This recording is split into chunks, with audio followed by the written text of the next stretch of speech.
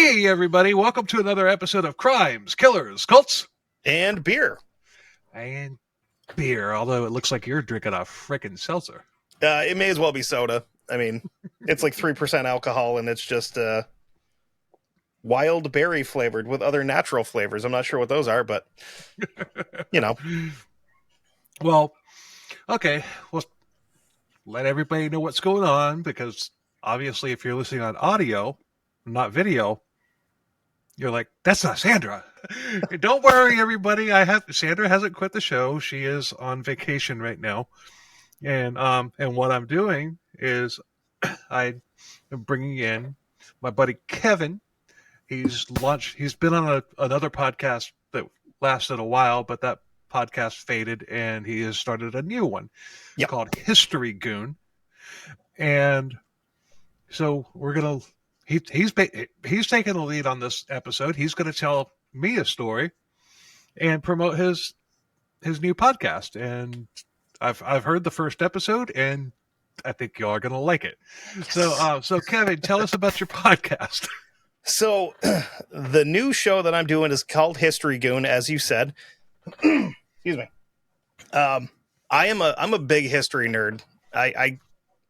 It's basically the only topic that towards the tail end of my old show, I'm like, I don't really want to do cryptids or true crime or anything like that. Not that I don't like true crime, but I just kind of burned myself out on it with a lot of stuff that we did. And I'm like, I just want to do history. I want to talk about crazy people that did just wild shit. So that's what I'm going to do. And I've got a fairly extensive library of assorted history stuff that I want to cover. I was actually flipping through my topic list here, and I've got, oh my goodness, let's see. I haven't released an episode yet, and I have 342 topics that I want to cover, and I'm assuming that I will end up adding more to that as I go. But well, I kind of have like several hundred topic ideas. You know, all I have to do is scroll through the Parcast serial killers, or the Colts one. Yeah. And it's weird because there's another show that I listen to pretty frequently called Let Them Fight, which is I love that show. Fantastic show. And every once in a while I'm like, damn it, I got to add that to the list too, but I'm not going to cover it as well as them because they are fucking hilarious. Yeah, they are. And like, I would highly recommend it unless you are very, very sensitive, then you probably don't want to listen to it because they don't pull punches with jokes and stuff. They do not. It's pretty brutal and I love it. I'm here for it. But there's a free plug for Let Them Fight. So absolutely. But yeah, I recently found them, and I'm going through there. I'm going through it looking for the stories that I know. Once I get through all of them, then I'll start listening to the ones that I don't know. I think I picked them up at about episode 20, and they're well over 500 now. Oh wow! Yeah, I picked them up about a month and a half ago. So once you start getting into like the newer stuff that they've recorded over the last like year or so, at the tail end of episodes, they do Spotify comments because you can go on Spotify and leave comments on episodes and stuff. That's one of my favorite parts of the show because I'm just like, I want to hear the reaction that I get because I have to comment on all of them because, I work by myself usually and I'm listening to them and I go, I'm kind of a smart ass. I'm gonna see if I can get a reaction out of these guys. And occasionally you do. Nobody comments on Spotify. I think I've gotten one, maybe two comments on Spotify. I've only gotten 2 comments on Apple. So light them up. And one was, one said that we were monotone, boring and monotone. Chi Marie 13. And yeah, it's just I don't know. People comment on the YouTube page, but I don't know.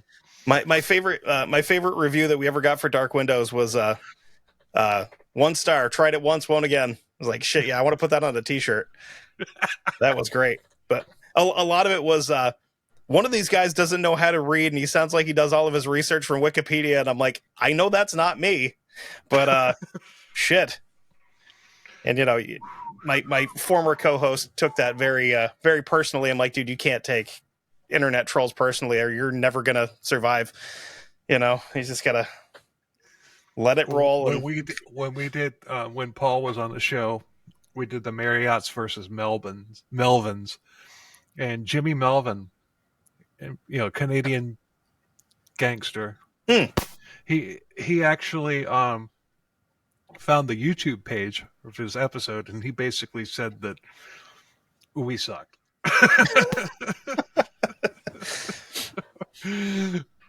I still think one of my favorite ones was David from Macabre Emporium. He did an episode of on Helgi Meyer, the guy that with the God's Camaro that was going through like Bosnia, that giant bulletproof Camaro, and like delivering food and stuff. Yeah, he told that story when he took over CKCB. Yeah, and he's like, he messaged me and he goes, "Dude, he liked my page," and I went, "That's fucking awesome! Yes, like that's so cool." My goal is to make enough Sabaton references on the new show that eventually they're just like, "Hey, maybe stop." Like, okay. Give me rights to instrumentals to one of your songs, and I'll stop talking about you. I promise. No, they like it. Mm-hmm. But oh shit, the algorithm doesn't like it, but they like it. No. Yeah, you can't use this. You didn't pay for it. Right. Thanks, It really sucks because I mean you came on when we did the Attack of the Dead Men and everything. It would have been nice to play a clip of that song, but we couldn't do it because the episode would have gotten copyright claimed. Right. So was that? But Sabaton wouldn't have cared. No, they'd have been like, "All right, cool, whatever." Yeah. Was that an episode that you released on Patreon, or was that just a regular feed episode? No, it was. We had originally done it on Patreon. I had done that one with Todd. Okay. But then when Paul became the co-host, I decided to just do that one. Do that one with Paul. Bring you in and release that as a regular episode. So it's on the feed. I don't have my Patreon page is non-existent right now. I'm trying to figure out exactly what I'm going to do with it. Yeah, we had I think the highest we ever got on there was like 8 people.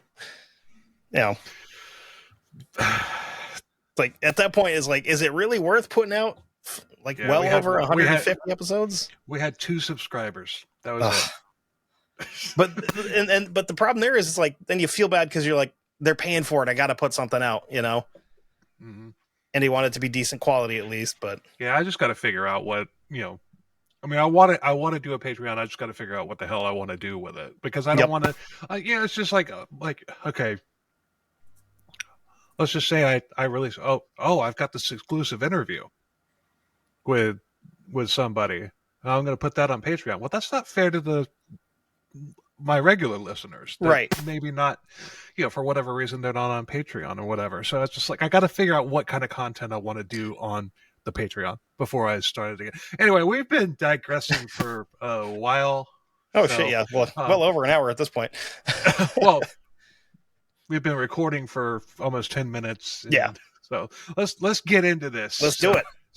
What do you got for us? So this week, since you're a Florida guy and I'm not a Florida guy, right. I'm gonna talk about something that we covered on my old show. That as we were talking, I was like, I bet this kind of fits right in because it's obviously it's a crime because of where we're headed with it. We're gonna talk about the FBI Miami shootout. And I'm not aware of that case. I'm not. I once you start talking about it, I might be like, oh, okay, I know what you're talking about. But at this point, I have no clue what you're talking about. So this was April 11th, 1986. So it was a minute ago. I'm assuming you're like permanent Florida guy. You've been there forever. I'm a native. Yeah. So this would you were probably like still like close to a kid at this point though, right? 86. I was 13. Oh damn. Okay. You don't. If it makes you feel any better, you don't look that old. Thanks. So this was a year before I was born. And I was like, oh shit. So, and the reason I wanted to do this one originally is because the first true crime thing that I clearly remember seeing, like as a child, was the North Hollywood bank shootout, and I was like 10 when that happened. And I remember watching that on the news and be like, "This is crazy." And as we were doing the show, I was like, I want to find other stuff like that because I'd already done that. And I'm like, this one is wild. So best place to start is probably right at the beginning. Let's talk about our bad guys. We have William Russell Matix and Michael Lee Platt. These two guys were brought together by their military service and some shared tragedies that we'll go into that would lead them to go on a spree of robberies that ended with a shootout resulting in nearly 200 rounds being fired between them and the police. Where did this take place? Miami. Okay, I thought that's what you said, but I just want to make sure. Yep, and as we get closer, I have exact locations, so you might even some folks out there may recognize them, because I'm pretty sure some of these banks that they hit are closed and they've become other things since. And it's been like 2 years since I've looked at the the notes for it. But well, there's no bank that exists right now that existed back in the 80s. That's true. Bank of America, maybe, but no. Oh, really? No. Bank of America. Shit. Bank of America came out in like the late 80s, early 90s, and basically started absorbing everything else. They're like the Borg. All your accounts have become ours. Yeah. Thanks, guys. like they took over Barnett Bank in Florida. My current bank has changed names 4 times in the last 3 years, so I get it. I'm a member of a credit union. Yeah, same, and it's changed. It's changed a couple of times. Like, can we just stop? I'm sick of having to redo my fucking information every time you guys change your name. Well, I don't think they're gonna change the name of this one because, well, there's an amphitheater named after it. Oh, fair enough. And if anybody in Florida, yeah, they know exactly who I bank with now. So anyway. I should probably lead off by saying I had kind of a hard time finding any background for these pair of shitheads.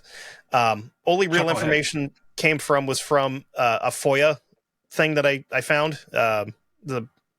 Remember correctly, it was like a 19 or 20 page document, and it didn't really even have any background on these guys. It was just about the event, and that's where I got a lot of the detail from. But let's start off with William Russell Matix. He's born June 25th, 1951 in Lewisburg, Ohio. Growing up, he had a speech impediment, and I'm going to make fun of it because I have to. I wouldn't make fun of anybody that has one, but this guy's an asshole. So yeah, he's the bad guy. Exactly. We ridicule the bad guys. Exactly. We won't pick on victims, but these guys suck. He had a pretty severe stutter, and it never really got cleared up until he went into the military. And when he was a kid, he got picked on mercilessly for the stutter, and kids would call him Willie whenever they saw him. It's kind of like the Willie Picton one, where he had I don't remember what his was, but he definitely had a speech impediment too, where he there was a letter that he couldn't say correctly, and everybody gave him shit for it. And then he fed all those women to pigs, as they would know if they've been listening to your show. 4-part episode, by the way. Check that out. That's insane.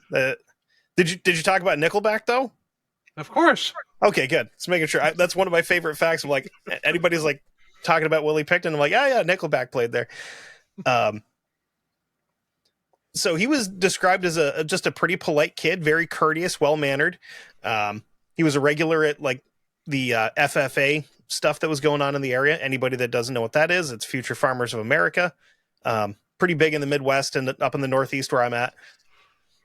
After he graduates from New Madison High School in New Madison, Ohio, he joins the Marine Corps and serves 3 years, of which he had no disciplinary action against him at all. So pretty clean record there. Okay. During his time in the Corps, he rose to the rank of E5 as a bakery foreman. Yep. I couldn't find the designation for it, but yeah, he was the bakery foreman. Sergeant, we're under attack. What are we gonna do? Hold on. Let me just take the rolls that I just made, stick them back in there. Let's burn them, and we can throw them at the bad guys. Fix baguettes, man. Let's go. Shit. Um, oh God, I don't know how I didn't make that joke the first time I did this. So during an evaluation, a commanding officer had this to say about him, quote, "If it was in my power, then I would like to promote this man immediately. I would be surprised and sorely disappointed if this SM did not become a command sergeant major. I would He's a welcome cook. exactly. He's baking bread and shit, and they're like, no, let's just put him in a leadership role. I would What welcome an opportunity to is serve with this a like soldier anytime." is this like the chain of command from like how you become a Jedi in the freaking Star Wars sequels? I mean, you got to think. So he would have been in. So he would have been 10 in 1961, 18 in 1969. So this would have been at the very tail end of Vietnam, where you're like, he probably didn't go, but that's just, you know, can't imagine they're sending a bunch of bakers over to over to fight the Viet Cong. I'll tell you what, son. You make a really mean breakfast, so we're going to give you a platoon. Yeah, Charlie's never going to see what happened when you start throwing scrambled eggs at him. Military intelligence. Two words combined that can't make sense. Little Megadeth in there. I like A it. little Megadeth. Hell yeah. Let's see here. So he was honorably discharged from the Marine Corps, and he returns back to New Madison, Ohio, and he gets a job at the Hobart Manufacturing Company in Troy. Like many other guys that get out of the military, he missed it, so he wanted to go back in. 13 months after leaving the Marine Corps, he enlisted in the Army, where he attended airborne training and joined the military police. So he went from being a baker to an MP. So airborne, was he 82nd or 101st? Didn't say. That was part of one of the things that, like, I really did a lot of digging, and it's like I couldn't find it for whatever reason. I think, if I remember correctly, I think a lot of the times with stuff like this, where once you get out and you start doing like atrocious criminal shit, they're just like, oh no, you were airborne, but we're not going to tell anybody like what you were exactly, because we don't want that. You weren't like an easy company, killing Germans or something. You're an asshole, and we don't want people associating you with us. Well, the 101st and 82nd, I mean, they don't jump out of parachutes anymore. They don't jump out of airplanes with parachutes anymore. They rappel out of helicopters like very, very freaking quickly and everything. And it's called air assault, and that's what the airborne divisions are now. But yeah, and honestly, it's much more effective, because so it's like if you're floating down with in a parachute and everything, all right. That's actually against the Geneva Convention. It is, but yep. But if we're dealing with terrorists, they don't care about that shit. Yeah, no, they don't. They don't. So the air assault, the only ones that do. The air assault is a lot better. The Canadians have an entire chapter dedicated to them in the Geneva Convention after World War I. It's like, that's a fun story. They would throw canned food into the German trenches. And like, once they'd start seeing all the helmets congregating to one spot, like trying to pick up the food and stuff, they'd just start shit whipping grenades in. Nice. It's like, yeah, way to go, guys. But I mean, after you get gassed that many times, like, you deserve it. So anyway, he goes back in. He's an MP. Again, model soldier, becomes a platoon leader, platoon supervisor. And he's serving at Fort Campbell, Kentucky, where he would meet. That's 101st. That's the 101st Airborne Division. That makes sense. So when he was there, he would run into a guy named Michael Lee Platt, who would go on to be his partner in crime here, who was also an MP that was serving there when he transferred in. Matix met his first wife, Patricia, when they were undergoing speech therapy at Walter Reed in 1975, and they got married after he was discharged in 1976. After they were married, Matix moved. After they were married, the Matixes would move around a whole bunch, including to a few other places like Tacoma Park, Maryland, Poughkeepsie, New York, Hyde Park, New York, Toledo, Ohio, Columbus, Ohio, and Delaware, Ohio. Ohio guy would be the best way to describe that. with all that moving, he has a series of different jobs. He's attending culinary school, which makes sense. He's going to meat cutting school, decides he wants to be an aviation mechanic in training. Apparently he got tired of baking and stuff. Or pulling people over for, where on post the top speed limit is like 35 miles an hour. I I don't care clocked what you your at husband's 40 rank is, and you're speeding. yeah. So the cuppy, yeah. The couple was happy, even though he didn't really stay at many jobs for very long. And then tragedy strikes December 30th, 1983, when Patty Matix and another female nurse are stabbed and killed while on duty at Riverside Methodist Hospital Research Foundation. Uh-oh. Patty had given birth to the couple's only child, Melissa, less than 2 months before this. So she went back to work pretty quickly. And her coworker, Joyce McFadden, said that she was going to the library to do some research, and at about 4:30 p.m., Joyce was paged over the intercom system to the cancer lab. Less than 30 minutes later, Joyce McFadden and Patty Matix would both be found bound, gagged, and stabbed to death. Patty's wedding ring was missing when they were discovered. So this is one of those, like, it's still an unsolved case. So Matix's wife is murdered, and obviously being the spouse, he becomes like one of the top suspects. So that's how crime works, you know? Oh yeah, it's always a spouse. Yeah. They said there wasn't enough evidence against him to charge him. I mean, the more I learned about the guy, you're like, maybe, you know, and they chalk it up to just being just a random act of violence at a hospital in, a lab where you would have to be invited in there or have a card to get in there. I don't know. Little suspect to me. Maybe. So not only that, but the same day as the murder of his wife, his father has a near fatal stroke. His father would eventually pass in April of 1984 after battling with cancer for a while, which, I mean, that sucks. But in a 4-month period between his wife and his father's death, Matix traveled between Columbus and Cincinnati 3 to 4 times a week to be with his father for his treatments and all that stuff. And in this period of time, he becomes a quote-unquote born-again Christian and became very involved with his church and started giving public testimony about how his religious views had helped him move past the loss of his wife. I threw the quote-unquote thing in there because he's about to do some very not Christian shit. He did get a life insurance payoff from his wife, Patty, somewhere in the neighborhood of about $180,000, which pissed him off because... between the life insurance and the Social Security benefits, that was... Wait, what year is this? 1984. 1984. He got $180,000 in 1984. Yep. That's got to be close to $1 million, if not more, now. So between the life insurance and her Social Security benefits, it was supposed to be closer to $400,000, and they paid him out $180,000. So, but still. And that was another reason I'm thinking to myself, he might have had something to do with this. That's a lot of money, So this obviously leaves him bitter, and then he runs into his old army buddy Michael Lee Platt after, reaching out after hearing about the death of his wife, and urges him to move to Miami and come work for him. Going to Miami.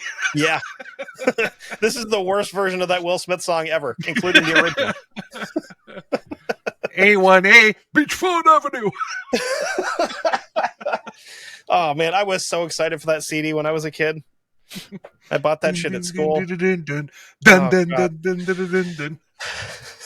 It's different. It's that little ting. Ding. Yeah. I didn't rip off one of the greatest bands of all time. I'm just a talentless hack who somehow still gets work doing shit. Oh, his freaking new metal version of Ice Ice Baby. That's tight. Is it? It is. Yeah, check I looked him. Did you ever see Ridiculous Six, the Adam Sandler movie? He plays Mark Twain. It was like, that's pretty good. I didn't see that one, but what was that movie where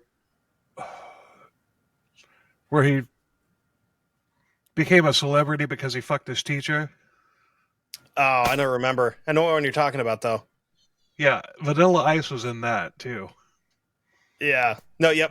Vanilla Ice played Mark Twain in an Adam Sandler movie, Okay, which is I'm gonna have to watch incredible. that. I'm gonna have to watch Uh, that. it's fucking awesome. Like I'm an Adam Sandler fan anyway, but I also like westerns, so you mix the two, and it's pretty good. I'm gonna So have to let's watch hop that into then. Michael Lee Platt before we get going too much further with the rest of it here. He's born February 3rd, 1954, in San Diego, California. Um, Uneventful childhood, just like our first guy here. His father was career Navy. His father was a petty officer corpsman, so he was a medic in the Navy. Um, Family lived in San Diego until 1965 when his father was transferred to Pearl Harbor, um, and he was assigned to a hospital ship. So they moved back to California when his father was reassigned to the Naval Air Station in Alameda, and the family moved again about a year later to Yuma, Arizona. Which, if you're not keeping track, Arizona doesn't have a lot of ocean with it, which might No, make it difficult for the Navy. Um, a little bit. but they stayed there until his dad retired. They must have like a medic, like a corpsman training center or something like that there. But um, Platt graduated from KOFA High School in 1972. He's a three-sport athlete all through high school, playing baseball, football, and basketball. So that's about the extent of his talent. Um, Directly after graduating, he follows in his father's footsteps and joins the military, opting for the Army over the Navy, which probably pissed Dad off, but you know. Whatever. Um, and here's where we crossed the streams for the first time, is because Platt was accepted into airborne jump school right after basic, and then was assigned to the military police unit at Fort Campbell, where they met initially. Um, and he would also meet his first wife there, Regina, while he was at Fort Campbell, and they got married on Halloween 1975. In 1977, he's stationed in Korea at Camp Kitty Hawk, which is about 3 miles south of the 38th parallel, which is the DMZ for North Right. and South Korea. Um, oh yeah, I can just skip that next sentence because I already just said that. I hate when I make notes. I do that too. Platt returned to the States in 1978, and he and Regina moved into a house in Monterey, California. And not too long after they moved there, the couple's son was born. Then in 1979, they moved back to Regina's hometown of Miami, Florida. When he arrived in Miami, he began working for his father-in-law, but in 1982, he just kind of up and quits out of nowhere and starts his own property maintenance business called Blade Cutters. Um, at one point in time, it was either Blade Cutters or Yankee Clipper or one of the two, and they just kind of interchanged names or whatever. Um, Lawn care service. yeah, yeah, No. like trimming trees and shit like that. Okay.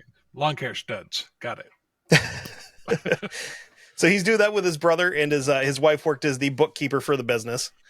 Then when Matix moves to Miami in 1984 after the phone call, he's looking for a fresh start. His wife has been mysteriously murdered, and his father just died not long ago.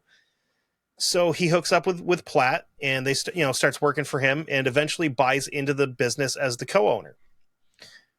I don't know if the brother-in-law was also co-owner or what, but that's all logistical stuff that is really not all that important. But that's just my brain. I have to try to hunt down details because I can't help it.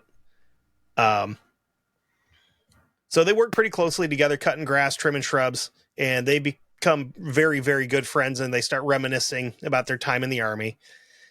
December 21st, 1984, Regina Platt is found dead of a single shotgun wound to the head, which is kind of just out of nowhere. Now both their wives are dead. Uh, it's ruled Wasn't a me. suicide. What's that? Wasn't me. Yeah, it's ruled a suicide, but there's a lot of speculation that she may have had some help from her husband. The Shaggy defense. Yeah, Wasn't and me. a big part of that is usually, when women commit suicide with guns, they tend to shoot themselves in the chest and not directly in the face. Um, Yeah, I but wouldn't they know also didn't about find that. her fingerprints on the gun, so speculation. Right. So there was actually a rumor that he had been screwing around with another woman, and then she found out and killed herself.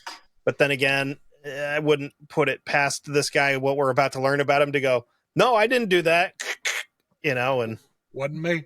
Yeah. I'd hate for you to just like accidentally shoot yourself while you're doing dishes or something. Um, there's a lot of there's some other stories of Platt and Matix going around Miami and just robbing drug dealers at gunpoint for money. Which That is is the not a good idea. no, unless you're Omar from The Wire, because then you can get away with it. But that's a Right, great show. but usually they got people like in the vicinity that got their Yeah, back and all that and it's like stuff and this is everything. Miami in the And '80s, it's so Miami in the '80s with cocaine as king. uh-huh. Pablo Escobar's got fucking buildings named after him in town. Yeah. I didn't really. So I just recently learned at one point in time he was spending $27,000 a month on rubber bands for his money because he was making that much that when they were rubber banding it together, I swear, I want to get a drone that has ground penetrating, radar on it or whatever. Send it over, Colombia. I want to find those fucking buckets. yeah. So the other problem he created in Colombia was hippos. He brought Oh hippos yeah. over, yeah, um, and Well, they can't get rid of them. hippos in Colombia are like Burmese pythons and iguanas in Miami. They're actually more dangerous for the environment because something when they something in their feces when they go it sucks all the oxygen out of the air and it actually like out of the water and it's affecting fish populations and that's screwed Oh up the damn. entire like ecosystem and they're like if they get into the Amazon basin this could cause a huge problem but we can't hunt them because some jackass in Washington DC gave them humanship so that we can't just go out and kill these hippos. And you can't tranquilize and remove a hippo because it's the size of a car. And if you don't Right. tranquilize it, it'll kill you. Yeah. So these guys are out robbing drug dealers. They're not doing anything with hippos. Um, Freaking so between 1984 and 1986, anybody that listens to your show from Florida will be more familiar with these statistics than I am. But between 1984 and 1986, there's a number of murders that they've got listed at 3,931. And between 1980 and 1989, that number jumps to 13,640 murders in a 9-year span. crack is bad and good. The city morgues are overloaded with dead bodies, and they actually had to rent out refrigerated trucks to keep bodies in, which is, I think, part of the inspiration for that whole first season of Dexter with the ice truck killer Oh thing. yeah, definitely. Um, Speaking of Dexter, um, that that's that scene where he goes and he takes his son to a Boy Scouts meeting or a Boy Scouts thing, and then he jumps in his boat and goes off and kills somebody, yep. and then comes back. That's BTK. Yes. That is 100% BTK. BTK and Green River because he used to bring his son with him to dump Oh, hookers. and Robert Hansen too. I think Robert Hansen. Ah, dude, Robert Hansen was gross. Like something about that just makes my skin crawl. Like, I'm gonna fly you out here and hunt you. But the whole Boy Scout thing, leaving and coming back, that's BTK. Yep, 100%. So in the mid 1980s, somewhere around $2 billion a year is worth of cocaine is being shipped into the ports of Miami from Colombia. The city of Miami was the murder and drug capital of the country, and a lot of that had to do with a woman that, I mean, this could be right up your alley. Would be Griselda Blanco, La Madrina, the godmother. I Like, know. Yeah, boy. cocaine mother. Yeah, Yes. I know who. Yeah, I know that story. Oh boy. Talk about a crazy ending too for a woman in her 70s. Like, Jesus. Yeah. So great. Now we're gonna have to cover that one.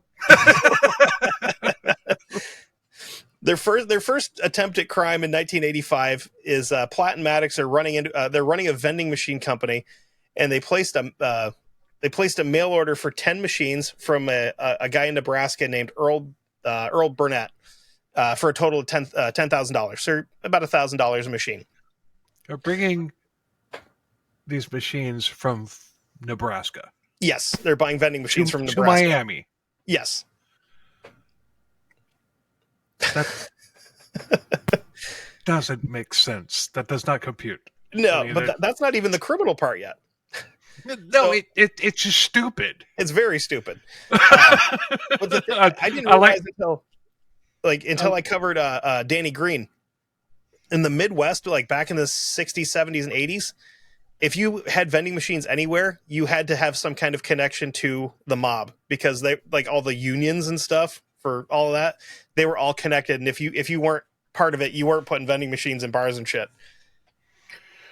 Meanwhile, now there's like casinos all over the place in Miami, including one that like a 50 story Gibson Les Paul. Jesus. I saw that today, by the way. I see it every day. So a weird detail was when they contacted Burnett, they told him they were connected to, quote, the local boys, which Burnett was kind of in the same area as I am, where you're like, okay, what the fuck does that mean to me? And he just kind of lets that slide, doesn't think anything about it.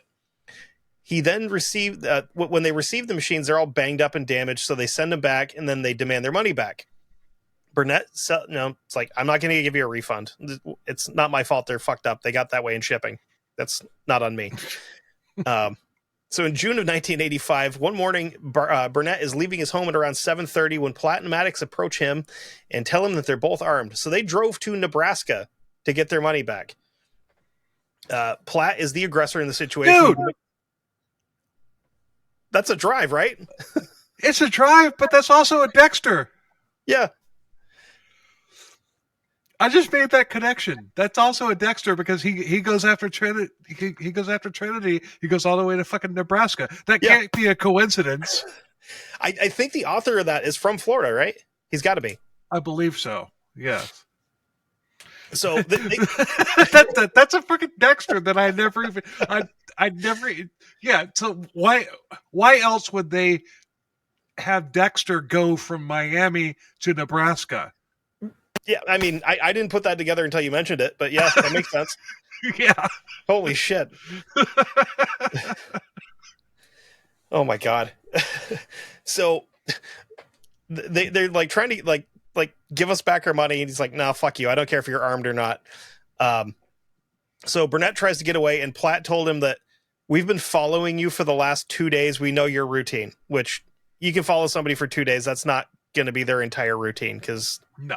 You know, so Burnett finally told him that he'd get their money back when the bank opened. But instead, he went to Cool's restaurant for breakfast in Lincoln. And he said, like, we'll meet there. We'll meet here for your money. And what he didn't tell him is that the place was a regular hangout for the local PD. So Burnett goes into the restaurant and he runs up to a cop and he's like, hey, these guys are trying to kidnap me. They're threatening to kill me. And the cops take Matix and Platt outside, talk to them, and search the car. They don't find any weapons, and they let them go. Skedaddle, you rascals. So they then went to a local attorney's office and hired him, and they tried to sue him for slander and defamation. Never made it to court. So they're out $10,000 on vending machines. So the next little section that I've got marked in here is what we're going to call the series of armored cars and bank robberies. Here we go. October 10th, 1985. This is where it gets fun. I love me It's been fun all the way. It's been fun all the way. I love me a good armored car robbery. So October 10th, 1985, at about 12:25 p.m., Platt and Matix, possibly another man. If it was another guy, it was probably another employee from the groundskeeping company, but they couldn't really confirm a third person. So they pull into the parking lot of the local Winn-Dixie, which is now a Whole Foods, and they sit there waiting. And they case the location for a few weeks, and they learn the routine of, this is when the manager comes in, this is when these tellers come in, this is when the cash truck comes in. That's the important one. Right. And they knew that the Wells Fargo armored car would be there in about 5 minutes. just like clockwork, Wells Fargo shows up, pull up in front of the grocery store at 12:30. One of them stayed in the car while the other stepped out of the 1979 Monte Carlo with a 12-gauge shotgun, which is a good combination in my book. Yeah. He orders the guard to freeze and he pulls the trigger at the same time. So it's like, hey, don't move. Bam. Just fucking shoots him. And he injures the guard that was outside the truck. Whichever one of them that was in the car fired a handgun and then a semi-automatic rifle at the man still in the armored car. Shit's starting to get a little hot. This is a public place. We should probably not be doing this. So they get back in the car and they boogie with zero money and an injured Wells Fargo truck driver bleeding against the side of his truck. Oh, wait, they kidnapped? No, they left him. They were like, hey, don't move, and shot him, and like, oh shit, I shouldn't have done that, I guess, and then just started peppering the truck and took off. Okay. So first attempt does not work out well. No. So we wait almost a month to November 8th of 1985. At noon, Platt and Matix enter the Professional Savings Bank at 13100 South Dixie Highway with a shotgun, a rifle, and a pistol each. Miami or Fort Lauderdale? I believe this is Miami still. Okay. So they order everyone to get down and they demand the teller give them all the money that the Wells Fargo... They demand the teller give them all of the Wells Fargo bags that were delivered earlier in the day. They had again done their homework, and they knew that the money deliveries came in between 11 and 11:30. The teller gives them 3 Wells Fargo bags with a total of $41,469. They leave the bank, and nobody gets injured this time. So that's good. That's good. Unfortunately, the next line in my notes is, here's where things take a turn for the worst. That's what we like to call in the business foreshadowing. January 10th. A comedy of errors. Yeah. Starting up.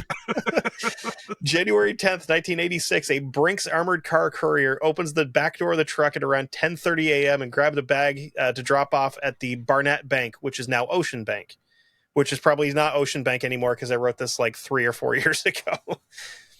Well, Ocean, I guess that was just a franchise thing because overall, I mean, our listeners don't give a shit about this, but Barnett Bank was absorbed by Bank of America, mostly in Florida, but whatever. I'm sorry. So this one is actually... this one's fairly close to there because the location for this one is 13593 South Dixie Highway. So it's either just up or just down the road from there. Actually, it's less than a half a mile from there. And no one says anything this time. And either Matix or Platt fired at the guard, striking him in the back with number 7 buckshot out of a 12 gauge. I'm sorry, number 7 is birdshot. So it's smaller pellets, but still it's not going to feel great to get shot. No. The guard falls. The other man steps forward and shot him twice more with a .223. Witnesses described an AR-15 or Mini 14. It's a Mini 14. It's just for future reference through the rest of the story. It's definitely a Mini 14 because that's what we're going to run into again. And the Mini 14 and the AR-15 are basically the same thing. One just doesn't look as scary because it's got wood instead of black plastic. But,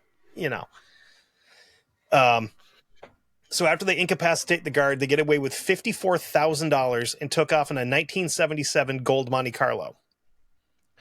A witness got the plate number, which was XQU157, and this is the stupidest thing that you could have done here. The witness got in his car and followed them. Not a good idea. No. When Platt and Matix swapped vehicles into a white Ford truck, the witness fled because he'd been made at that point. So this is... Oh, shit.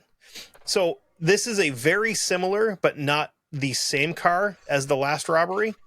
It's the same color, but a couple years newer. And this is because this vehicle was actually reported missing October 4th, 1985, and it belonged to a man named Emilio Brielle, who went missing at an abandoned rock pit in South Dade County after getting done target shooting with Platt and Matix. Crazy, right? I don't know what would have happened there. Hmm. They did eventually find his skeleton, and he had a couple of 223 holes in the back of his head. I'm not sure how those got there, but that's what was there. He fell down the stairs. Yeah, he fell on him. He fell on him in the shower. Yeah. They were just. I mean, it was his gun, and he was doing it, and the bullets just happened to pop out and land facing up. He came out of the shower, tripped, fell, boom. There you go. He's like, And listen, guys, I've got some it, information about the Clintons. And the next thing you know, he's dead. He killed himself.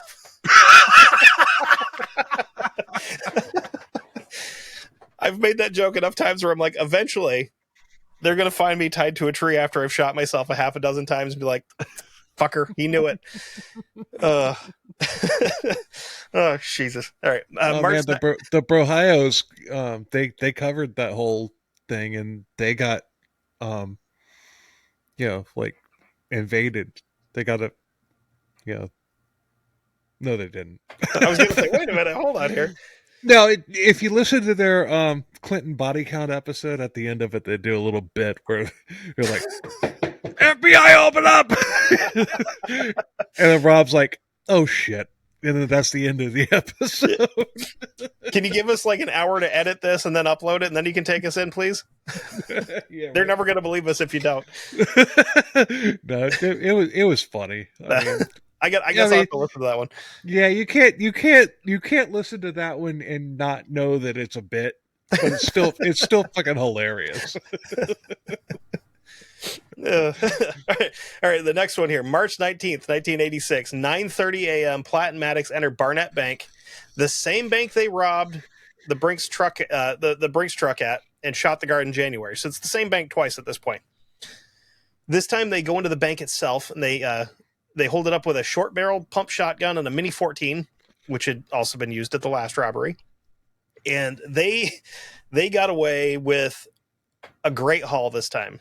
They left the bank with $8,000. And they took off in a 1982 two-door black Monte Carlo. And if you haven't noticed a pattern yet, these guys fucking love Monte Carlos. Yeah, they do. Either that or there's just a shitload of them in Miami, and they're like, well, they're cool looking cars. They are. That's very true. So during the investigation, after everything, they found that the 1982 Monte Carlo had been stolen March 12th, 1986 at the same location as the 77 where Emilio had been killed for his car. Platt and Matix approached the car owner and shot him 4 times. They then stole the car and 2 guns, which was a Smith & Wesson Model 1438 and a Marlin Model 60 22 rifle. Sorry about that. Just for a little bit of fun, the owner of the car that has been shot 4 times survived and gave the police and FBI a very, very accurate description of both Platt and Matix, and both stolen guns would be found in Platt's home after everything comes to a close here. So after 4 robberies targeting similar places, and sometimes the exact same place, and a murder attempt, and some other gnarly shit, the FBI finally starts investigating everything. With the frequency and close proximity of the activity, the FBI starts thinking that these robberies would continue in the near future. Obviously, because we're hitting the same place on the same street and all this, Yeah. So they instruct local PD to increase patrols around the banks and just kind of do random check-ins and, surveillance of armored cars in the area. With the information collected, the FBI then placed agents of the reactive squad. So these are the guys that are, if you've ever watched anything where they're like tracking drug dealers and stuff, this is what they would call the jump out boys. These are guys just plain clothes. Yeah, exactly. Just fucking hop out and just like throw a Glock in somebody's face. Like, hey, I'm a cop. Are you really though? So they're around all these banks in Southwest Miami in hopes of trying to get even a look of any of these vehicles that have been spotted, involved with the robberies and all that. The men described the car. Okay. So the FBI, I completely fucking lost where I was there. I was like, wait a second. It happens. Happens The to be at least once an episode. like I haven't recorded in like a month, so I'm like, I forgot how to read. Um, the FBI decides that with all the information that Fridays are the most logical day for one of these heists.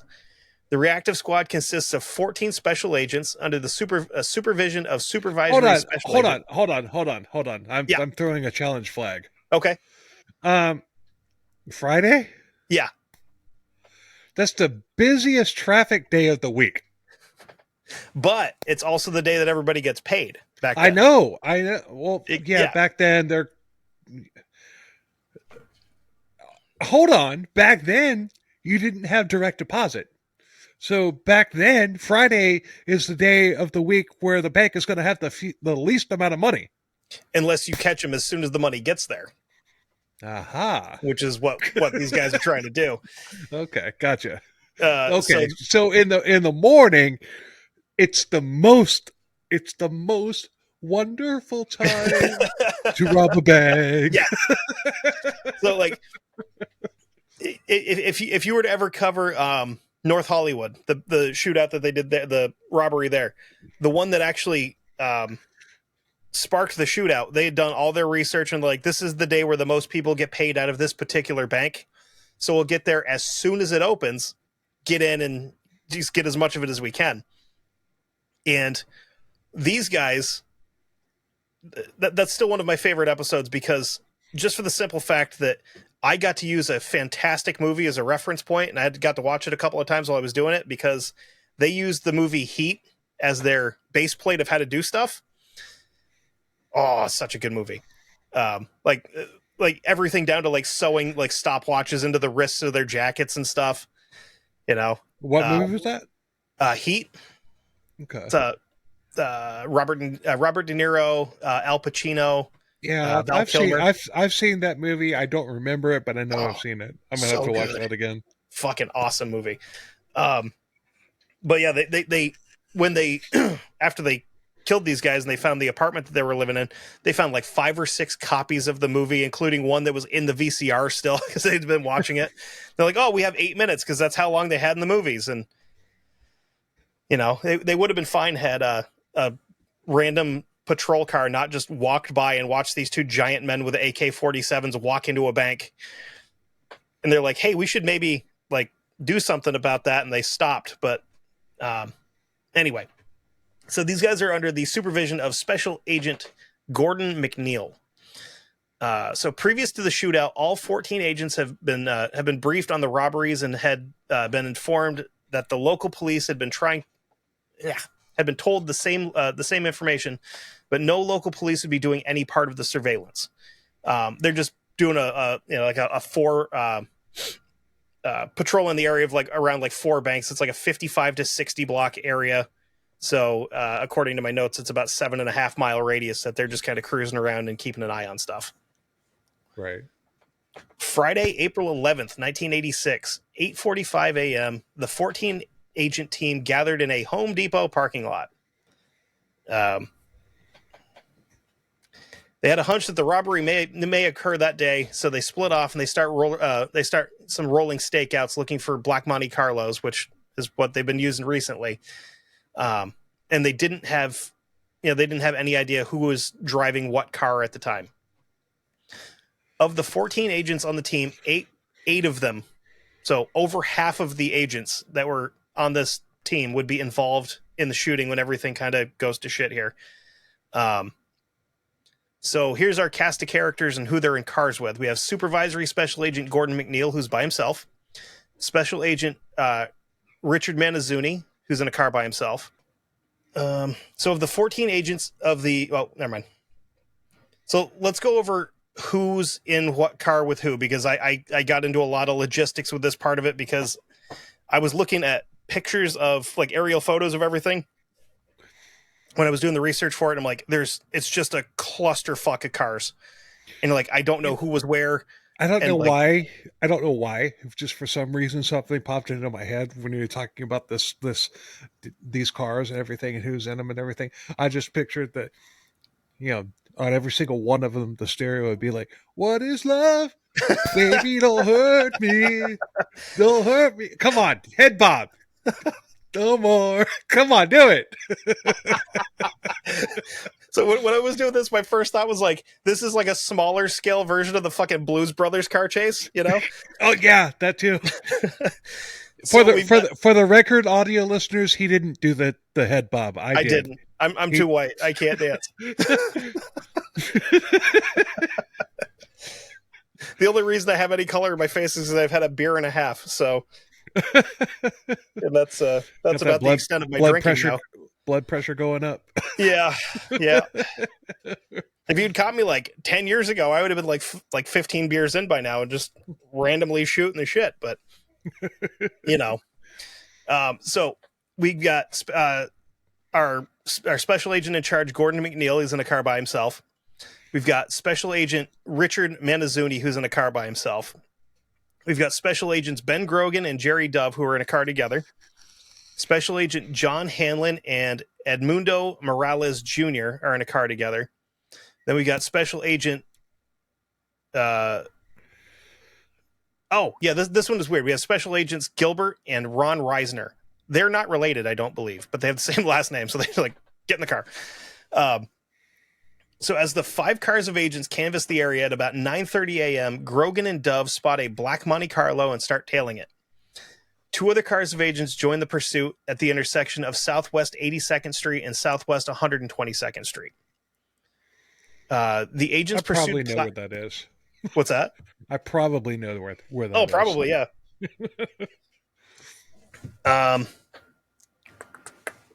Shit. So the agents pursued Platt and Matix in the Monte Carlo and rammed the car, causing the Monte Carlo to hit a tree in the parking lot of 12201 Southwest 82nd Street. You see, I mean, okay. I'm gonna try to paint a picture for you here. I mean, it's just like,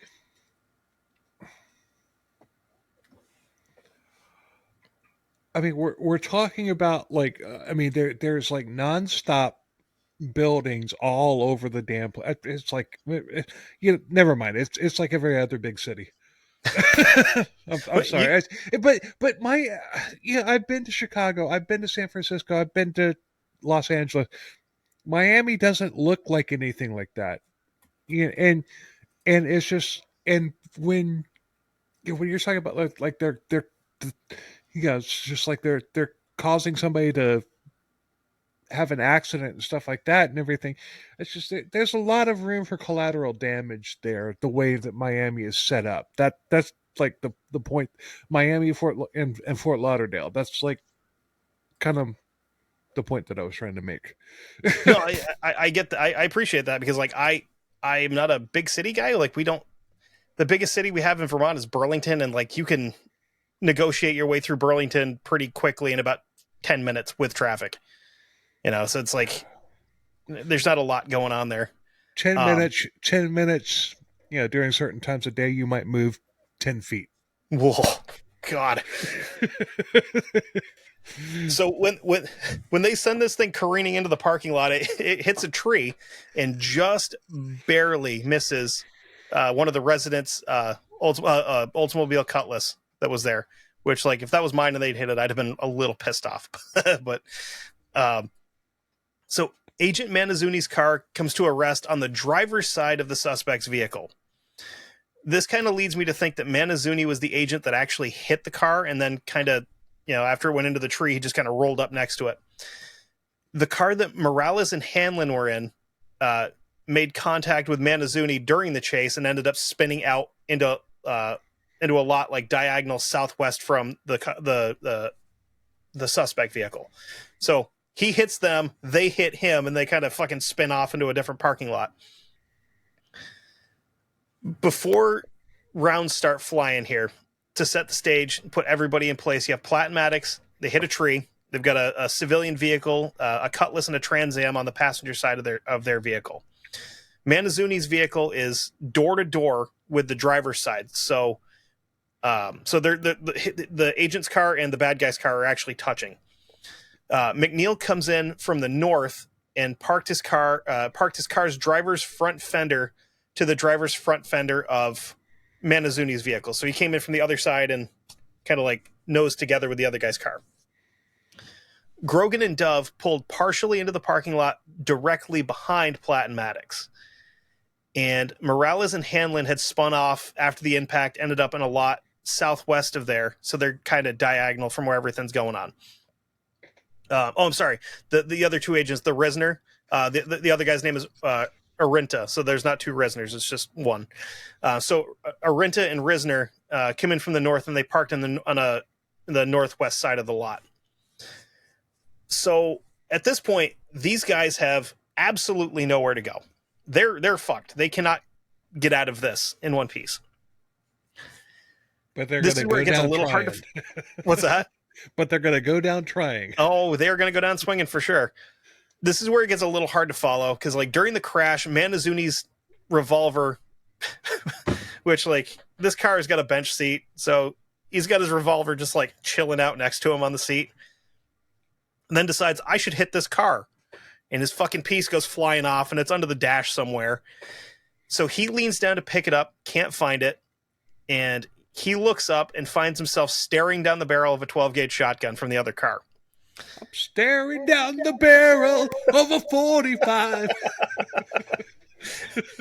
So, doing the only logical thing, he ducks as he was, as the shot takes off. He ends up taking a load of bird shot to the back into the back of the head. He rolls out of the vehicle and finds cover behind a wall on 82nd Avenue. As he's trying to get cover, McNeil gets to the driver's side car of Manizuni's vehicle and starts firing across the hood at these guys. In the interchange, he's shot in the hand, and considering we're carrying revolvers at this point in time, that's a problem because now he can't reload. Uh-oh. Yeah. But two of the rounds that he fired hit William Matix. One grazed his neck, and the other one grazed him like in the side of the head and actually knocked him out, which is handy. So we've taken one guy out of the fight, kind of, for now.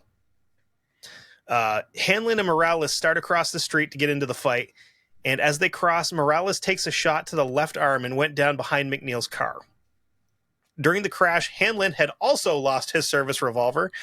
He had his little he had a 38 revolver, like a throwdown piece, like on an ankle holster kind of thing. It's a little 5-shot revolver, and he starts just chucking shots into this car. He stops to reload, and he gets hit with shots from the Mini 14, and he goes down as well. Arinta and Risner, they start firing it on the suspect vehicle here as well.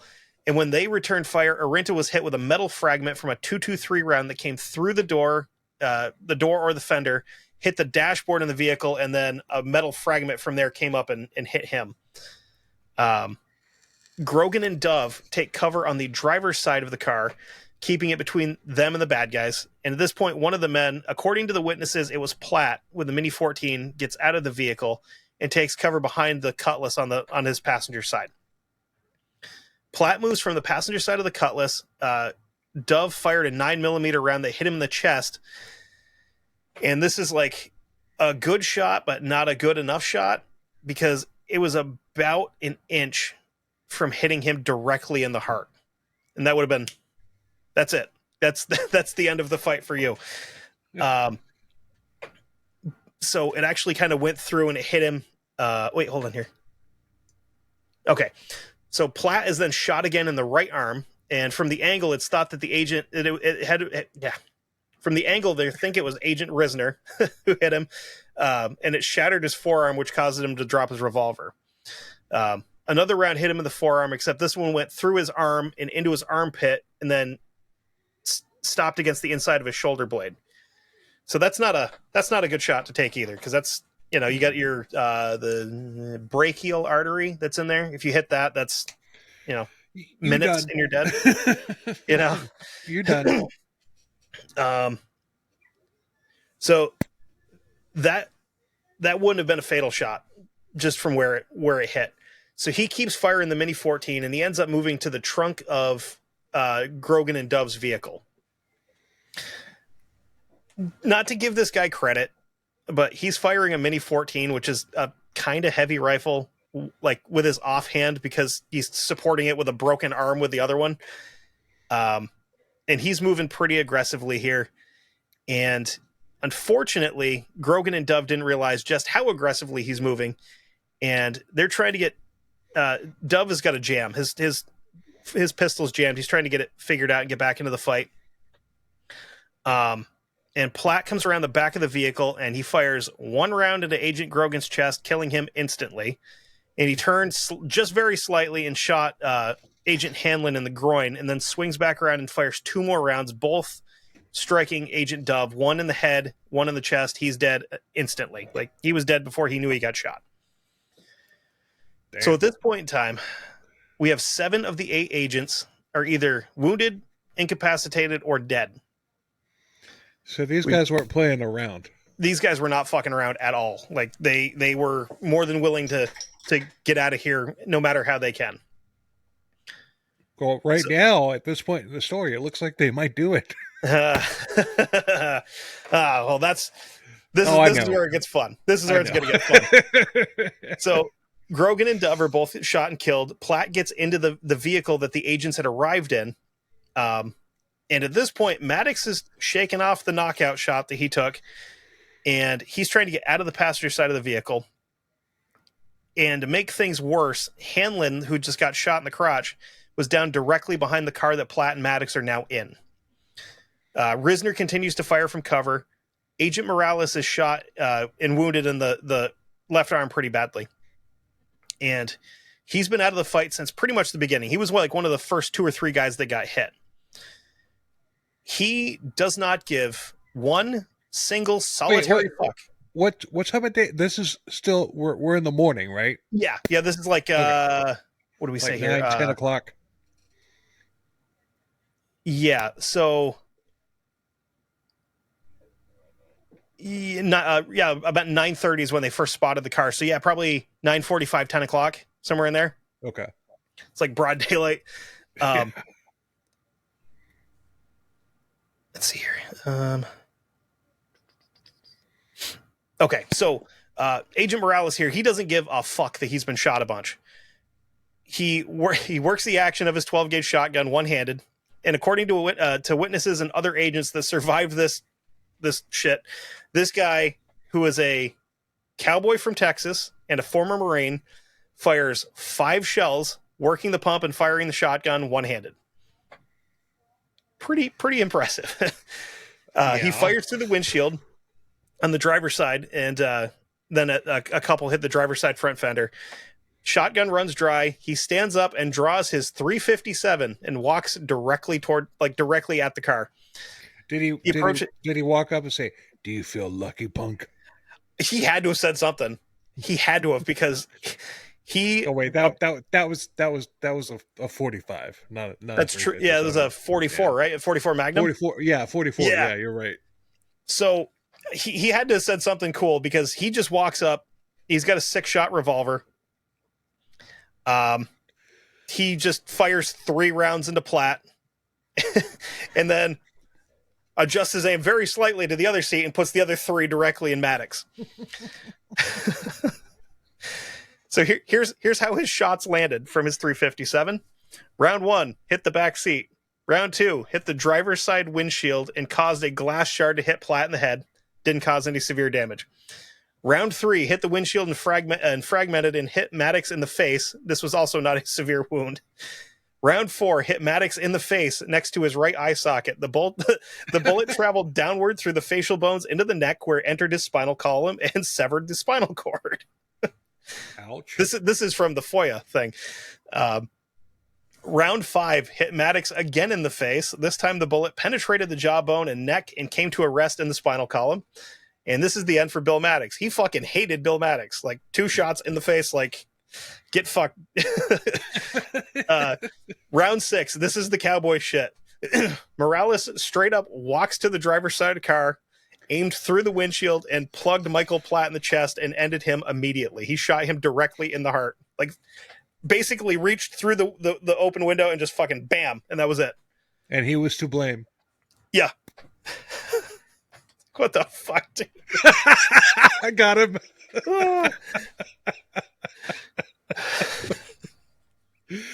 Got him. Got him good. Damn it. Ah. I was going to blame it on being in different time zones, but I can't. Like, I'm an hour behind you. No, he's you're in not. Florida, asshole. Same time zone. Yeah, it's 11:11. So all in all, the gunfight. Ironically, 11:11. Make a wish. I wish that I hadn't taken a drink. When I dropped the Bon Jovi bomb on you. Damn it. Holy shit. Oh, God. So all in all, this gunfight lasted less than 5 minutes. We have a total of 2 agents and 2 scumbags dead. All of these severe injuries and deaths of agents were caused by Platt and his M14, his Mini 14.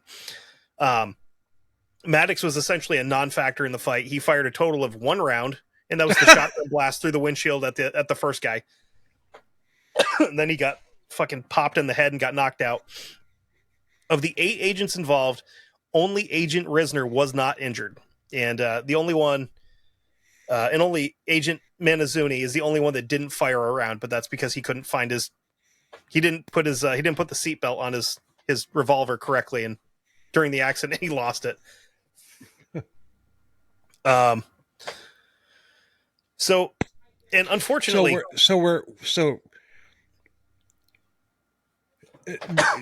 there were no like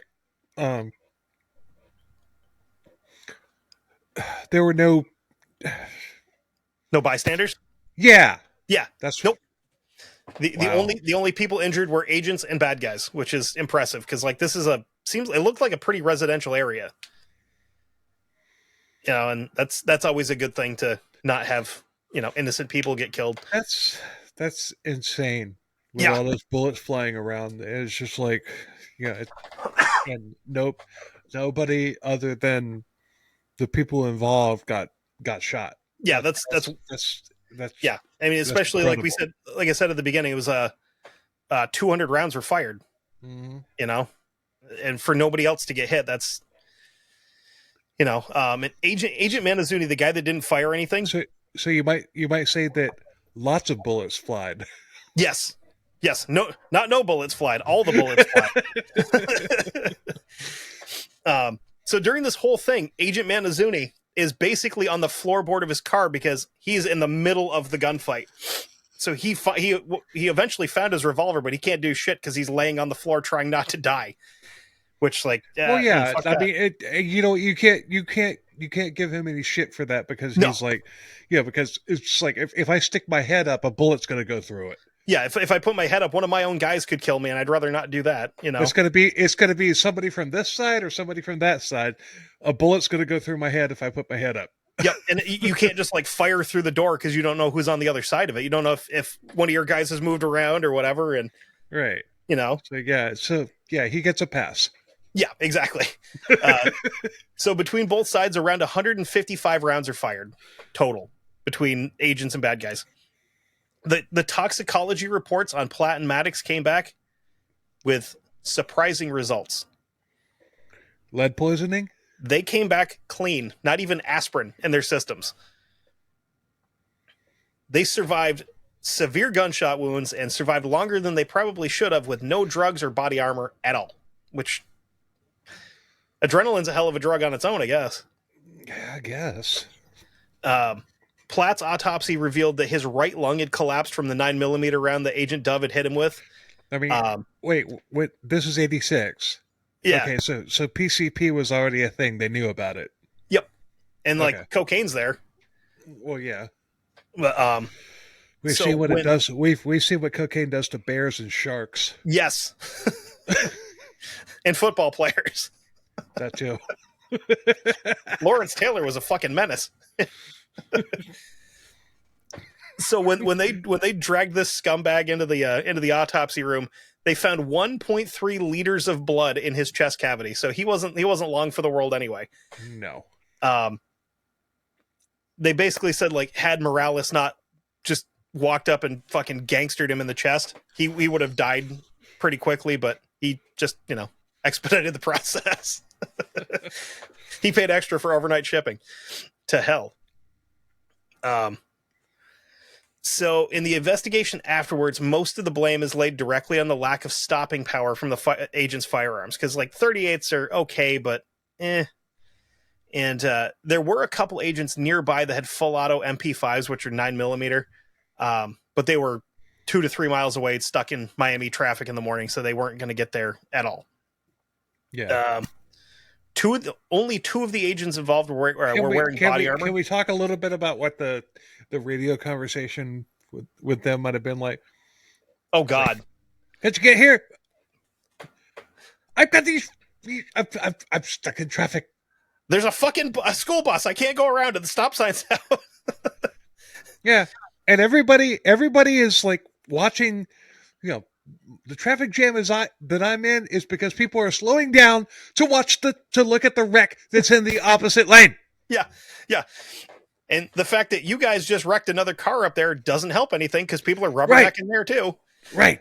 Thanks a lot. This is kind of your fault. I mean, yeah, you kind of asked for it.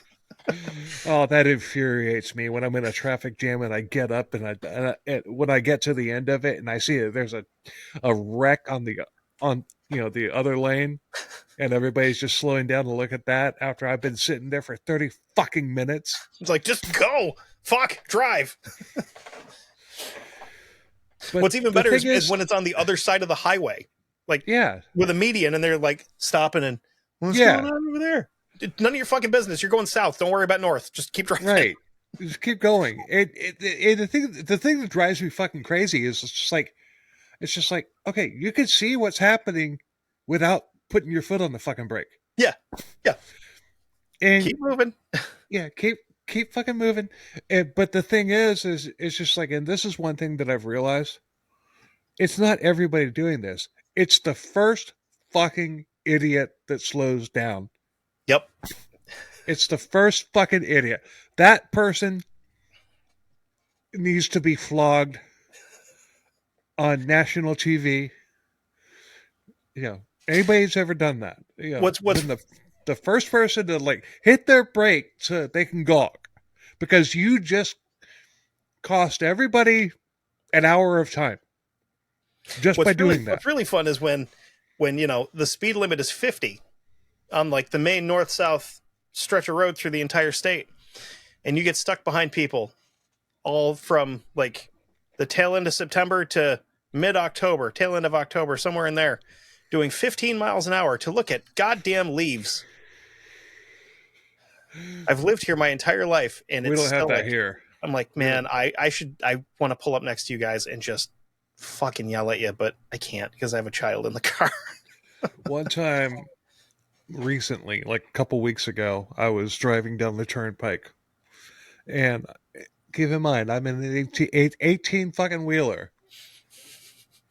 And I'm higher up, so I can see everything that's going on, all that stuff. But on the side of the road, there were two iguanas fighting. Two large iguanas fighting. I'd stop to watch that. This fucking idiot like slows down, and I have to fucking hit my brakes, like slam onto my brakes and everything to and I by the time I finally, it's like, okay, I'm not gaining on this chucklehead anymore. I was probably 2 feet away from their bumper. Oh shit! And they just didn't look in their rearview mirror. They just, oh my god, there's two iguanas fighting. Let's take a look.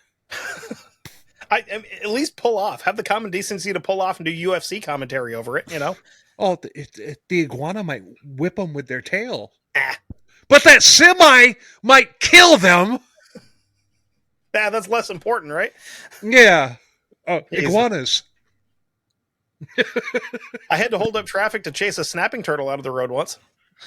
Well, that's different. You're getting it out of harm's way. That's different. It was a big son of a bitch. He was like, oh man, tip to butt, probably 3 feet. That's a big bastard. Oh, we got them bigger in Florida. Oh yeah. I've seen bigger up here, but like that was like, I was like, it's pretty big, especially considering there wasn't really a lot of water around there. Shit. Okay. Okay, so, I hashtag, but was I like, wait, wait, digress. yeah.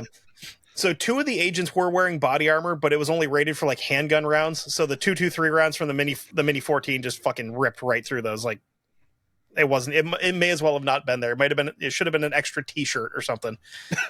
Um. So just to recap and run it down one more time, real quick. Yeah. Richard Manizuni survives a shotgun blast at basically point blank range to the back of the head and his back. Gordon McNeil survived but was paralyzed after being shot in the hand and the neck.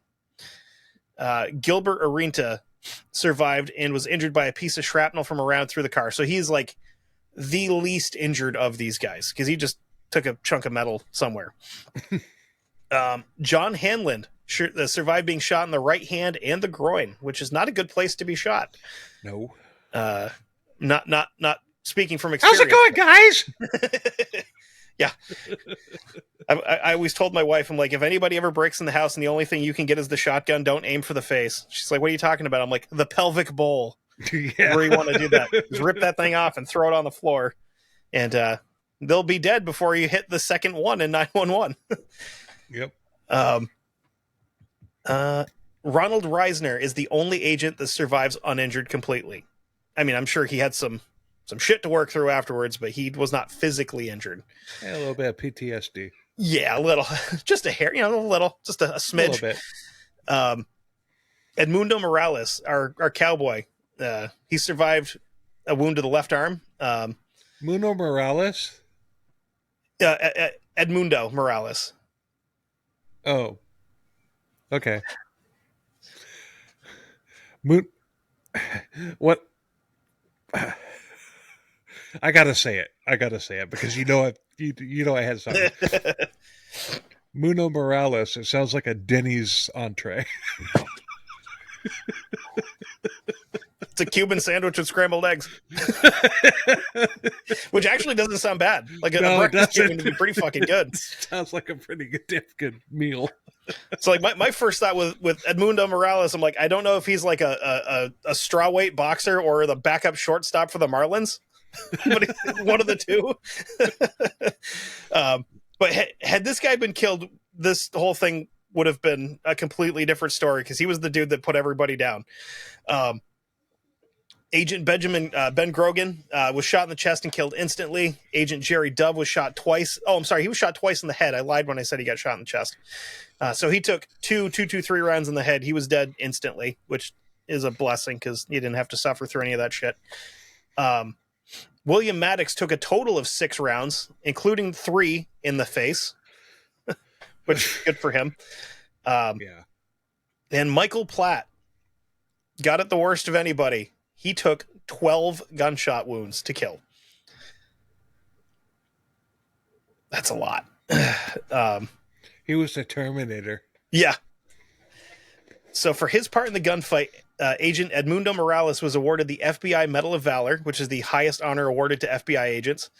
In 2001, the village of Pinecrest, Florida, was which incorporated in 1996, honored the 2 fallen agents, Grogan and Dove, by co-designating a portion of Southwest 82nd Street as Agent Benjamin Grogan Avenue and Agent Jerry Dove Avenue. Street signs and historical markers commemorate the names on the roadway. I've seen it, been there. Okay, that's pretty cool. Yeah. I had no Dove, idea who these people were. Well, now you do. Dove was a West Virginia native, and he actually had a road in his hometown of Clarksburg, West Virginia, named after him, where the FBI Criminal Justice Information Service Division is located. And let's see here.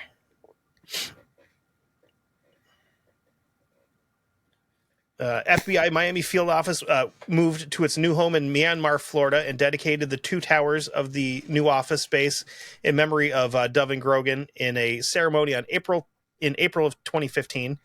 And the first I've seen floor, that building. Yeah, what's that? I've seen that building. Nice. The Grogan building. Yeah, I've shit. seen it. It's got his name right there on the. Yeah. Wow. See, this is why I was like, this would be kind of a cool one to do because, like, I didn't know exactly where you were in Florida, but I was like, he drives trucks, so he's probably all over the place, you know? Yeah, yeah, I'm nowhere. I live nowhere near Miami, but I'm 4 hours away from Miami. But I'm in Miami quite a bit. I was in Miami earlier today. Yeah, Jesus. I thought I had it bad with my 20-minute commute to work. Oh, so yeah, that's about it, man. That's they do have a small thing in the bottom floor of it dedicated to FBI agents that have been killed in the line of duty, including our two guys from this one. Um, but yeah, That's that was the FBI Miami shootout. that's that that's crazy. That's insane. I mean, yeah. Thanks for doing that. Anytime, man. I did not know anything about. I never heard of this before, and I live here. It's crazy how that works. It's like, but I mean, at the time, like Miami was pretty violent. I think, right? I mean, Yeah, it was. I mean, it really was back in the '80s. I mean, it was. It's not like it is now. I mean, I'm not saying that crime doesn't happen there now, but it's not. It nowhere near what it was in the '80s. I mean, yeah, it's just, yeah. The Cubans came in and they took care of business. I yeah, mean, yeah, they're just like enough of this shit and everything. I mean, the majority of the people that live in Dade County are Cuban, and they just took they just they just took it back. It's just like, we've had it's enough of just this like, dog shit. Get out of here. yeah, no. And I'm not saying, oh, yeah, I'm not saying that Miami isn't like the safe. I'm not saying Miami's like a really safe, like safe city. It's a freaking big city. They have Mm-hmm. their own problems and everything, but it's nowhere near as bad as it was in the '80s. Not even It's close. kind of like like New York City, like back in the the 80s and even like early 90s was real bad. But you Yeah, can the just go there now and you know, Giuliani came in, and there was like no crime, yep, and then it started getting bad, but it's still not as bad as it was in the '80s in New York City. yeah, yeah. So I I mean, mean, it's just, and I would imagine the same thing is true with like L.A. Although L.A. has like a lot of gangs, yeah, but um, like even today, I mean, you go to like somewhere like Boston. Like Boston's not. I mean, obviously, yeah. There's crime there, but not like New York or Miami because it's not as big. But right? um, Well, don't take this the wrong it's way. But you want to run into some rude people, like go to Boston. I mean, they will let you know that they don't like you immediately. oh yeah, Yeah, they're. Um, so just as a heads up, that was 12 pages, right?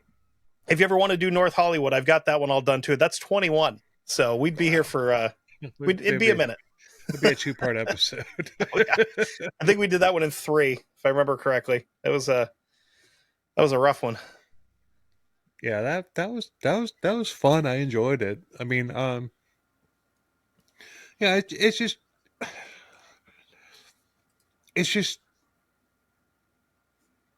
I don't know what I'm trying to say. It's just how how different things were back then, and all that stuff and everything. But you know what? Ultimately, what cleared all that stuff up? I mean, yeah, the Cubans did have a lot of influence in that. I mean, they yeah, it's just the Cubans owned the city of Miami, Dade County.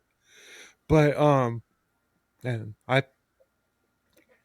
any any like late 40s, early 50s Cuban women out there might be listening to this. I'm single. But yeah, yeah, Cuban women are gorgeous. You're like, I am too, but you don't want to come up here because it's fucking cold. It's cold. Yeah. I mean, Yeah. right now we're sitting at 31 degrees, which is an improvement from yesterday. So, Let's see, what am I at? 56. oh no, that 56 must be degrees. terrible. You might have to put on a sweatshirt. Damn. I mean, I'm not gonna lie to you. Like 31, I'm still outside working in a t-shirt at that. That's start Actually, getting I down am into the too. I single mean, digits, and it's like it's cold. You know. yeah. Well, Yeah, we had that conversation last night. Yeah, Yeah. wind chill, wind, Yep. Oh yeah, wind. the wind's where it gets you. Yeah, but Uh, I mean, it's just like that type of like movie, like action movie shootout, action scene and stuff like that. That doesn't happen anymore. But the thing about it is, it did happen. oh yeah. And it happened as recently as it probably, things like this probably were still happening in the 90s, Yeah. maybe even into the early 2000s. I mean, North Hollywood was like 97. oh, Um, there you go. and then I mean, shit. Look at you could look at any given weekend in cartel country in Mexico and see like the aftermath of stuff like this, where it's like, well, I mean, those are a little bit different because it's usually not people shooting back. It's usually just one sided and very, very, very bad. Very violent, Yeah. yes. But I mean, I Oh, guess when we give them a bunch of guns, that kind of helps. So, oh yeah. like, you got a bunch of ex special forces guys that are in cartels that are like, they don't give a fuck about nothing and they just want to make some money. Yeah. A little scary.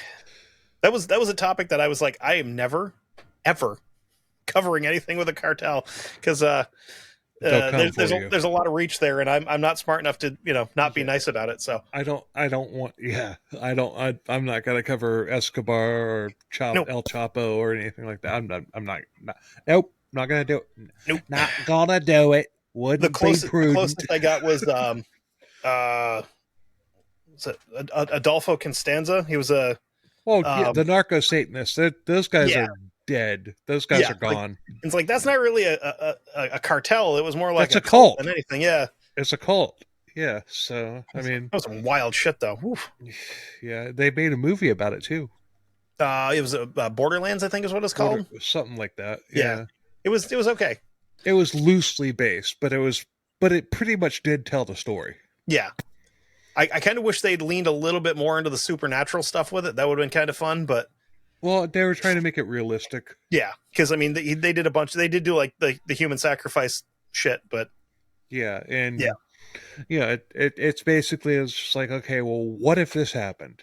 This is probably what happened. yeah, Yeah, and yeah, it was a good movie. It was a scary movie because that shit's real. yeah, and that still happens. Like people Yeah, getting kidnapped all the time, like that is that's fucking scary. you want you want a culture shock? You drive down I-10 and through Texas, and when you get into El Paso, right across the right across the border is Juarez. Yep, That is it's you want a culture shock? Take a look at that. It's and just not, it's not, I mean, it's two completely different worlds. and that's also the shallowest part of the Rio Grande River, which is why they come over so easily from there. It's only like a couple of inches deep at that point. Oh, there's a huge fence there. Yes, But which I mean, considering it's Juarez, it's probably a good thing because like yeah. that's a danger zone. Yeah, it's a scary place. Um but anyway, thanks for coming on, man. Absolutely, anytime. This You is know, fun. tell everybody about your podcast again, Okay, where they can find it and all that stuff. And so it hasn't launched as of recording, as of because recording, but when this episode airs, it will be out. hopefully, fingers crossed. If everything goes good, we'll be out. The show is going to be called History Goon. If you're looking for history and like the kind of sense of humor you just heard here, excuse me, where I take it serious but not too serious, because if I take it too serious, it's not fun for me. If it's not fun for me, it's probably not fun for you guys to listen to. Exactly. Um, Hence the the comedy aspect of like history or even true crime. exactly. So And a lot of the stuff that I talk about there is, excuse me, fighting a chest cold still, but um, a lot of these people I'm going to talk about, there's stuff in their stories where if they were to do a movie about them, they would have to cut it out because they'd go, "There's no way that actually happened." There is no way that this man was crazy enough to order a bayonet charge on a group of German tanks and then disabled a tank with an umbrella, which I will get to him. I've already covered him once. I'll do it again. God damn it. But yeah, Yeah, but you'll do it your own way. yes, yeah. But yeah, it's a lot of like. And I just gotta say this. I mean, we're not gonna mention his original podcast name. We're not gonna do that. Um, but if you know who he is, you recognize his voice, you recognize how he tells everything. Yeah, the stories that he's going to tell that he covered on the original podcast, it's going to be different Yes. from the way that it was when he originally told it. Yep. He's going to be doing it his way. And at this point, he is solo, Yep. although that might change. Potentially. It might. Yeah, there's always room for changing things. But like I said, I've heard the first episode. I like it. You're one of I want to say 3 people aside from myself that have heard the first episode, and I've gotten pretty good feedback on all of it. So I'm like, all right, yeah, because I think I picked a pretty good topic for the first one. So like, it's like you got to start off with something good, like really good, but it can't be crazy good. It's like you don't want to set that standard of like, this is what every episode's going to be, is 40 pages of research, which I'm a single dad. I work 45 hours a week at my regular job. I ain't got time for that. Yeah. But I'm planning on covering a lot of people that most everybody has never heard of. And a big reason for that is because these are stories that if we don't continue to tell them, eventually you're never going to hear them. Yeah, you're never going to hear them again. And it's important. Yeah, it's important to get these out there because, like we were talking about, like, before we got started and everything. I learned about the USS Indianapolis from fucking Jaws. Yep. And that was kind of an important ship. I mean, it was a very important ship. And so it's really, the information age. I mean, they've been that phrase has been around since the 80s, but still, it really is now more than ever the fucking information age. And yep. What they say, those who don't know their history are doomed to repeat it. Doomed to repeat it. Yeah. So, I mean, and like, and I'm not gonna pretend I'm not gonna cover a bunch of just like crazy Americans, because that's kind of my ballpark. But I didn't want to go too crazy, like too heavy early on with like all the World War II stuff, because that's again kind of my wheelhouse is World War II, World War I. But I've recorded 2 episodes so far. My third one is an American. The first 2 are not. So like, just for a spoiler alert, the first episode I did is Paddy Mayne, who is a crazy Irish bastard that fought in the SAS during World War II. Great story. And again, most people have never heard of this guy. I hadn't. And then I did some Viking stuff, and then we're doing World War I after that. But and I'm jumping into some other time periods that I've never touched before. Like pretty quickly, I'm going to be doing one. I don't know where I put my books, over there. I just wanted to make sure they weren't in the shot. I'm doing somebody from the Anglo-Zulu War, which I have zero knowledge of. And it's like, okay, well, I kind of ran across this guy in a book, and I was like, okay, he personally seems kind of boring. He did one cool thing that just so happens to be an event that was covered in a Sabaton song that I'm like, that's good enough reason to do it right there. All right, which Sabaton song? Rorke's Drift. Don't know if I've heard that one. Ooh, that one's good. Yeah. What is it? Rorke's Drift. Oh, okay. Yeah. I haven't listened to. I've seen it, but I haven't listened to it. And it's like the individual was enough reason for me to go, okay, I'm going to cover this guy. He's not super important. I'm going to just basically focus on the event itself, because it is crazy how people thought that there was any fucking chance that the British were not going to win that fight. Wow. It's like, oh, they were outnumbered. Outnumbered, not out-teched though. So Wow. you know, Yeah. I'm looking forward to listening to your podcast. hell yeah. Yeah, because I'm a bit of a history buff myself. I mean, not to the extent that you are, but or those let them fight guys. Um, but no, I love history, and um, it's great, and it's also great when it's delivered, you know, with a little bit of levity Yep. involved. I mean, it's just like if we want to hear the gory details, told by somebody, it's like talking in monotone. Well, watch the fucking History Channel. And I'm not going to Yeah. pretend I'm Dan Carlin. I want to be Dan Carlin when I grow up, though, because like that dude's awesome, man. but no, that was great. I had fun.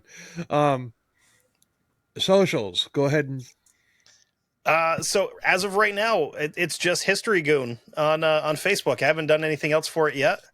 As of time of recording, I have 49 members. So go on over and join. Just throw in your search bar History Goon, and either me or Ben will let you in. And yeah, just it. If you want a bunch of like real stupid history memes, that's what you're gonna get. and then the episode links once you Yes, release, which absolutely. so Like, for example, the last thing that I posted on here was a